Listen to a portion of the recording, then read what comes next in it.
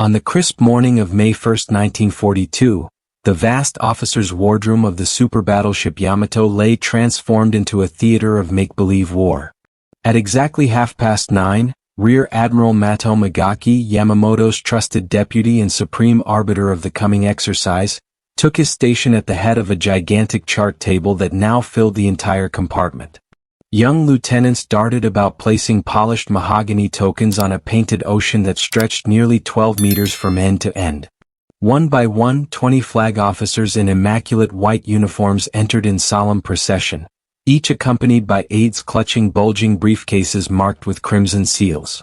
They had gathered aboard the mightiest warship afloat, riding at anchor in the sheltered waters of Hashirajima, to rehearse the operation that was meant to end the Pacific War in Japan's favor. The objective was a speck called Midway, barely 2 miles of coral and sand lying more than 1,000 miles northwest of Pearl Harbor. Admiral Yamamoto's design was breathtaking in its ambition. Offer Midway as bait, entice the remaining U.S. fleet carriers to rush to its defense, then annihilate them in a single thunderclap of destruction. After that, America, shocked by the loss of its last mobile air power in the Pacific, would have no choice but to sue for peace. Hundreds of warships and thousands of men would have to move in perfect synchrony across half an ocean. The 4-day simulation was supposed to prove that such coordination was possible and victory certain. From the very first hour, however, the exercise suffered from a sickness the Japanese would later name Shoribyo, victory disease. 6 months of unbroken triumph had intoxicated the Imperial Navy. From the Aleutians to Java, the rising sun flew over newly conquered territories. Pearl Harbor, Singapore, the Dutch East Indies, every objective had fallen faster than even the most optimistic staff officer had dared predict. The 4 great carriers whose miniature counterparts now sat in neat formation on the table, Akagi, Kaga, Soryu, and Hiryu, had struck wherever they pleased without suffering so much as a scratch. Their Zero fighters had humiliated every Allied aircraft sent against them. In the heady spring of 1942, many admirals genuinely believed the Pacific had already been decided. Midway was merely the formal coronation. Ugaki more than anyone needed the game to reflect that belief. He had helped shape the plan. His prestige and Yamamoto's was bound to its success. When random chance threatened to spoil the narrative, he did not hesitate to rewrite the script. The first 48 hours passed like a triumphant naval review played in miniature. Japanese forces swept forward exactly on schedule. American responses were sluggish and predictable. Whenever the dice threatened serious loss, Ugaki intervened with calm authority. A crippling submarine ambush became a minor inconvenience. A devastating air strike was quietly reduced to near misses. No one protested. In the rigid hierarchy of the Imperial Navy, a rear admiral's word was final. Then, on the third morning, the table revealed a future no one in the room wished to see. Vice Admiral Nagumo's carrier striking force had just launched its opening raid against Midway's airstrip. Flight decks were crowded with aircraft being readied for a second wave when the officer playing the American commander, an anonymous lieutenant whose name history never recorded, made a ruthless decision. He hurled every land-based bomber on the atoll straight at the Japanese carriers while their fighters were still low over the island chasing the first strike. Lieutenant Commander Masatake Okumiya, umpiring that sector, rolled the dice according to the official damage charts. 9 solid hits. 2 fleet carriers, Akagi and Kaga, were declared sunk. Their wooden markers were lifted from the board. The operation they were about to test bore the innocuous code name MI. Its true objective was the tiny atoll of Midway, 1,300 miles northwest of Oahu. Yamamoto's vision was elegant in its audacity. Dangle Midway as irresistible bait, lure the remaining American carriers into a killing ground, annihilate them in one afternoon, and then dictate peace terms to a crippled United States from a position of strength. 4 fleet carriers, 11 battleships, scores of cruisers and destroyers, and more than 200 warships in all would be orchestrated across half the globe. The war game was meant to prove the choreography flawless. Yet from the first roll of the dice, the exercise was poisoned by what the Japanese themselves would later call victory disease. For 6 intoxicating months the Imperial Navy had surged from triumph to triumph. Pearl Harbor, Malaya, Singapore, the Dutch East Indies, Burma. The map of Asia had been redrawn in weeks. The same 4 carriers now represented by polished wooden blocks, Akagi, Kaga, Soryu, Hiryu, had struck with impunity from Hawaii to Ceylon without losing a single deck. Their Mitsubishi Zero fighters had swept the skies clean of anything the Allies could send aloft. To many in that smoke-filled room it seemed the Pacific had already been won. Midway was merely the ceremony that would force Washington to acknowledge the fact. Ugaki, more than any man present, needed the game to confirm that belief. He had helped write the plan. His reputation and Yamamoto's rested on its success. When chance threatened to contradict destiny, he did not hesitate to intervene. The first 2 days unfolded like a victory parade in miniature. Japanese forces seized objectives on schedule. American countermoves were timid, almost courteous.